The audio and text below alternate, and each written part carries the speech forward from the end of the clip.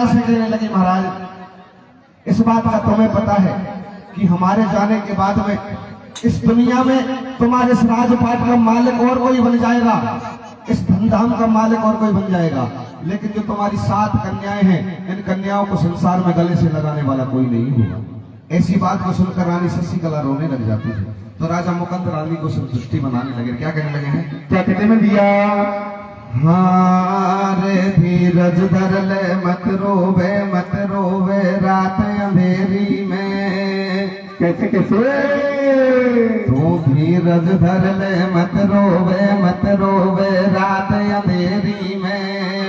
भैया ओ बेटा को दिखे अलबेलिर किस्मत तेरी में, बन धीरज धर ले, मत रोवे रात अंधेरी में। बेटा को दिखे अलबेलिर किस्मत तेरी में, धीरज धर ले, मत रोवे रात अंधेरी में। बेटा को दिखे अलबेलिर किस्मत तेरी में। सज्जनों, आज राजा रानी को समझाने लगा, धीरज बनाने लगा और सुबह का टाइम होता जाता है। सज्जनों, राजा और रानी दोनों आपस में बातचीत करने लगे। राजा कहने लगा, रानी इस समस्या का समाधान हमारे पास में नहीं, अरे हमारे कुल गुरु हैं। सज्जनों, संत रविदास राजा से कहने लगा, रानी कहने लगी, महाराज हमें संत रविदास के पास जाना चाहिए, शायद इस समस्या का समाधान वही निकाल सकते हैं। जैसे ही समय होता है, राजा रानी संत रविदास की कुटिया पर पहुंच जाते हैं। जाकर चरणों में दंडवत करते हैं। कहने लगे, बाबा इस बात का तुम्हें पता है, हमें पता है कि अब तक हमारे कोई पुत्र नहीं हुआ और बिना पुत्र के मनपुर की गादी निर्वंश जा रही है। ऐसी बात को सुनकर सज्जनों, संत रविदास राजा और रानी की हस्तरेखा देखने लगे और कहने लगे, राजन अब क्या तुम्हारे 7 जन्मों तक पुत्र होने का योग्य नहीं है। ऐसी बात को सुनकर रानी शशिकला कुटिया पर पलटने लगी, रोने लगी, माथा पटकने लगी। कहने लगी, बाबा या तो आज तुम्हारी कुटिया से हमें कुछ सहारा मिलता है, वरना तुम्हारी कुटिया पर अपना सर पटक कर जान दे देंगे। आज से जब रानी शशिकला रोने लग जाती है। कैसे रोदन करने लगी है? कैसे करती है मेरे भैया? हे बेटा दे खिला दे मारी गोद। कैसे? लाला दे खिला दे मारी गोद। भैया हो आंगनियों योडे खावे। कैसे? हो मारी छाती का योडे रे दोनों टूके। कैसे? बुझ खाड़ी रे तो रानी रे मोगू मोली मारे। लाला दे मारे गोदे, आंगनियों योडे खावे। मारी छाती का योडे रे दोनों टूके।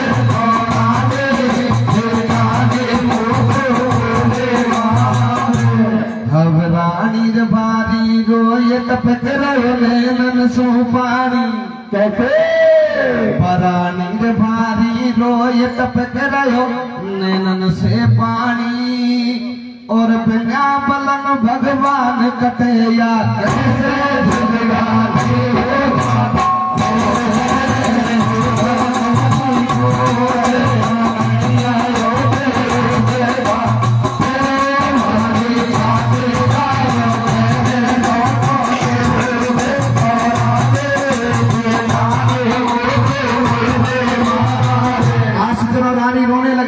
और बाबा के चरण पकड़ लेती है। क्या कहने लगी है? क्या कहते में भैया? हरे रानी रे भारी रोए टपक रहे नैनन से पानी। कैसे? और गंगा लाल भगवान कटैया कैसे जिंदगानी।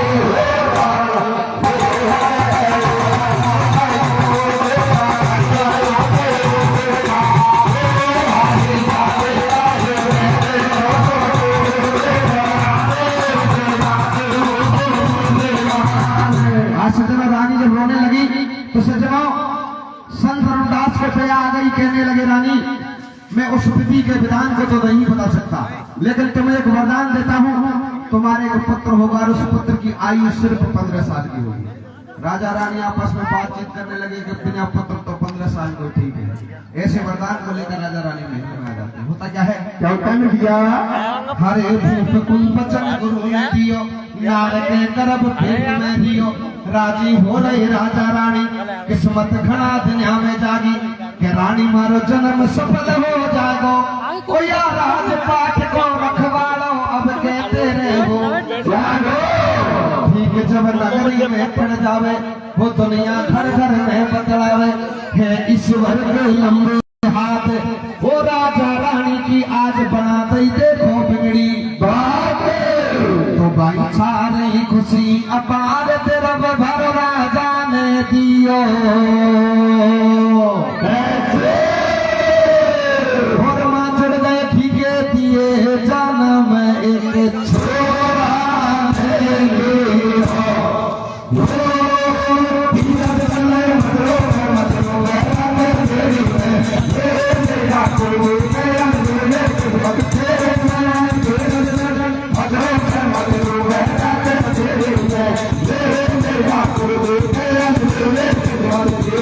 सारी खुशी अपार तरफ भर राजा ने दियो, और माँ जुड़ गए घी के दिए जन्म एक छोरा ने लियो। संत रविदास की कृपा से राजा के एक पुत्र का जन्म होता है। राजा दूर दूर से पंडित ज्योतिषी बुलवाते हैं और उस बच्चे का नाम करवाते हैं, और सज्जनों उसका नामकरण करवा कर उसका नाम रखते हैं एकनंदन। सज्जनों धीरे धीरे समय निकलता जाता है। एकनंदन अब धीरे धीरे तरुणावस्था में आ गया, जवान होने लगा। तो एक दिन रानी शशिकला राजा से कहने लगी, महाराज इस बात का तुम्हें पता है, हमें पता है कि कुछ दिन के बाद में हमारा पुत्र हमें छोड़कर चला जाएगा। महाराज हमें ऐसा करना चाहिए, इसकी शादी कर लेनी चाहिए, क्या पता इसके अंश से हमारा वंश आगे बढ़ जाए। चलो राजा के भी बात जग जाती है, और एक भद्रा नाम की कन्या से नंदन की सगाई करते हैं। होता क्या है? चौकन दिया हरे एक दिन महलन के दरमियान, वो रानी करवा लगी बखान। पिया बात समझ आई आवे, वो तुम करो पुत्र को ब्याह बलम, यदि उम्र बीती जावे। बात राजा क्यों जच गई भाई, करी नंदन की तुरंत सगाई। कर लिए ब्याह पाल लिए फेरा, और कछू दुनिया के बाद भूप जब घर कर रोवे। वो लाडी हो गई आती जाती, थोड़े कर्म लगे नहीं पाती। भौतिया के संग करी गद्दारी, ओ बाबे सासू ससुरे फेरी हो गए कर गई रांड वे प्यारे। या समय निकल तो जाए, भौतिया को नहीं कोई ठीक। धीरे धीरे अरे कमर को भाले आए भजे।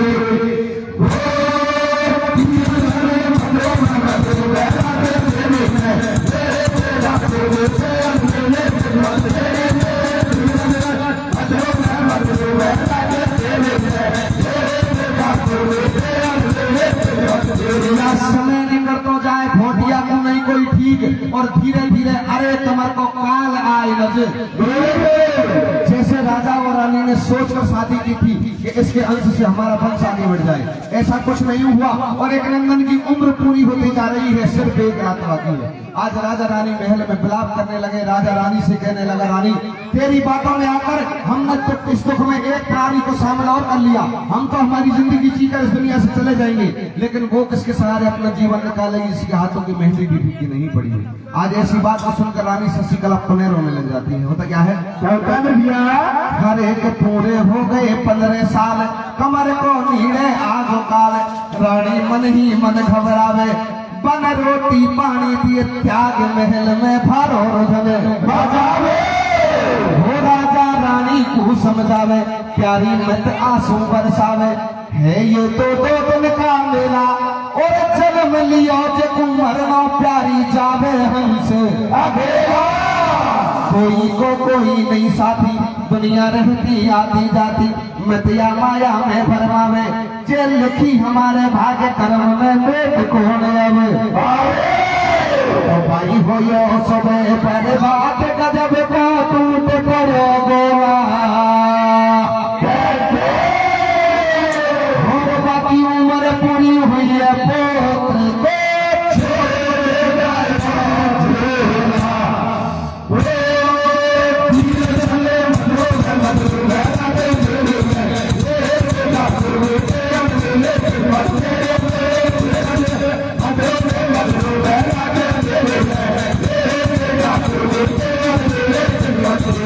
हुआ सुबह पर भात गजब को टूट पड़े बोला और बाकी उम्र पूरी हुई पुत्र को छोड़ गयो।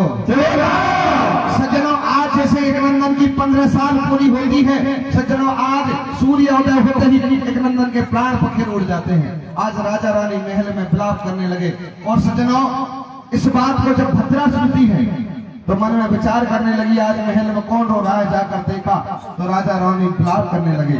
और सज्जनों भद्रा अपनी सासू के गले से जाकर लिपट जाती है, कहने लगी सासू बिन पिया के संसार में मैं जीकर क्या करूंगी।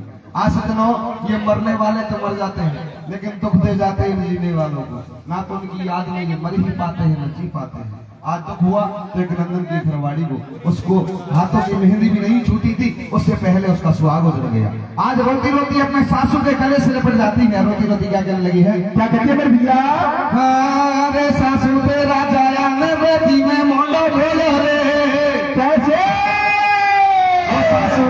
सासू जी तेरा जाया ने बेटी में मोंडो बोलो रे भैया, वो आती जाती ने हाथ को झूलो बोलो रे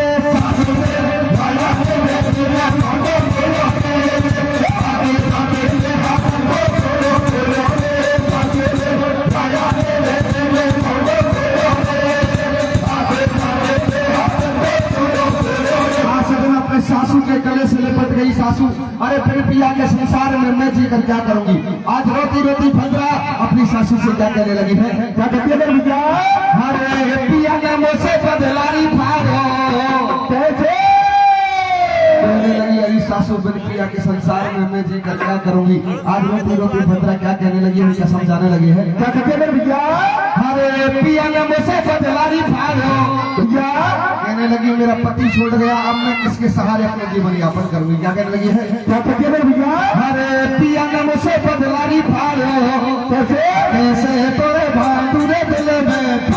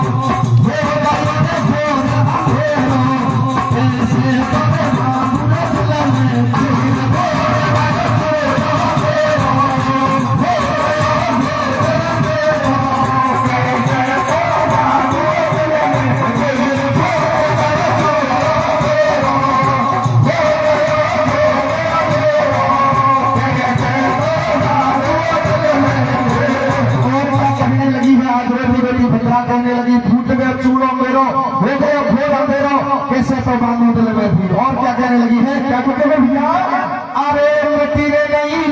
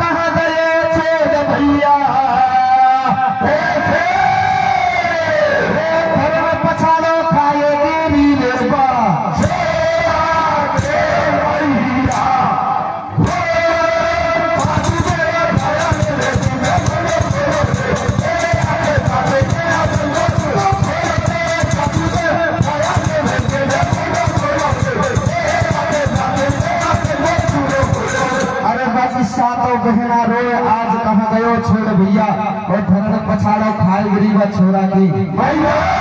आज सज्जनों सारे घर वाले रोधन करने लगे और रोधन करने लगे। इधर सज्जनों नगर वासियों को पता चल गया कि राजा का आज एकलौता पुत्र मारा गया। तो सज्जनों नगर में भी हाहाकार मच गया। और सज्जनों इधर संत रविदास को भी पता चल गया कि राजा के लिए वरदान में मैंने पत्र दिया था आज वो खत्म हो गया। तो संत रविदास भी महल में आ जाते हैं और संत रविदास को देखकर सारे घर वाले संत रविदास के चरणों में गिर गए। कहने लगे बाबा चाम सब घरदान को मार ले लेकिन हमारा छोड़ा को धंधा कर दे। संत रविदास कहने लगे अरे राजन तुम्हें सारा ज्ञान होते हुए ज्ञान मत बनो। परमात्मा ने सृष्टि को रचाया था उस दिन सब कुछ इंसान के लिए दे दिया लेकिन कुछ चीजें अपने पास में भी रखी। रामायण में तुलसीदास ने लिखा है कि राजा दशरथ की पार्थिव देह पड़ी हुई थी। भरत जी विलाप कर रहे थे और अपने गुरु जी से कहने लगे गुरु जी से ब्रह्मांड में ऐसी कौन सी शक्ति है जिसके कारण मेरे पिताजी पुनः जीवित हो जाए। तो यहाँ मुनिवर ने भरत जी को समझाया है और तुलसीदास ने एक चौपाई के माध्यम से रामायण में लिखा है कि सुनई भरत भावई केवल और बिलख कहे मननाथ ये हान लाभ जीवन मरण जैसे ये छह चीज तो भगवान ने अपने पास में रखी है इसमें किसी का कोई पेच नहीं जा सकता। सज्जनों ऐसी बात को सुनकर सारे घर वाले कतार लेकर खड़े हो गए। कहने लगे बाबा या तो हमारे पुत्र को जिंदा कीजिए वरना हम भी दुनिया में एक भी घर वाला नहीं जी पाएगा। आत्महत्या करके अपनी जान दे देंगे। संत रविदास कहने लगे भाई एक समस्या का समाधान तो है कौन सा कि मौत के बदले एक कटोरा लो और उस कटोरे में 1.25 किलो गाय का दूध लेकर आओ। रानी शशिकला भागती हुई महल में जाती है और एक कटोरे में 1.25 किलो गाय का दूध लेकर आती है। संत रविदास अपने भक्ति के बल से इस दूध का मंथन करते हैं और इस दूध को वरदान देते हैं कि जो भी नर नारी इस दूध को पिएगा वो तो सदा के लिए इस दुनिया से चला जाएगा और चाहने वाले की उम्र से बच्चे को लगेगी तुरंत जीवित हो जाएगा। आज सज्जनों ऐसी बात को सुनकर सारे घर वाले पीछे हटते। होता क्या है हर लियो कटोरा मना ऋषि ने मथन दूध को पियो। अरे लियो कटोरा मना ऋषि ने मथन दूध को पियो और भक्ति के बल से अरे मुनि ने वरदान दूध को पिया को पीवे जे मर जावे और बाकी उम्र लगे लाल में छत जिंदो हो। सुनो ये स्वार्थ को संसार पड़े पे सब कर केला हो बाबा चलो देर बुलावे आंगन में बैठा रोए मुनि के पास गतई को। संत रविदास के घर वाले को आवाज देने लगे बुलाने लगे भाई एक नंदन को कोई चाहने वाला हो तो आकर दूध पिए। तो सज्जनों आज सारे घर वाले संत रविदास की आवाज कोई नहीं सुन रहे हैं। मन में सोचने लगे भगवान आज ये बाबा जी ने खूब करी। किसी का आवाज लेकर नाम देने लगे आवाज नाम देकर देने लगे तो बाबा की आवाज को दबाने की कोशिश करने लगे और सज्जनों आवाज को दबाने की कोशिश करने लगे हैं। तो संत रविदास समझ गए वाह स्वार्थी संसार। होता क्या है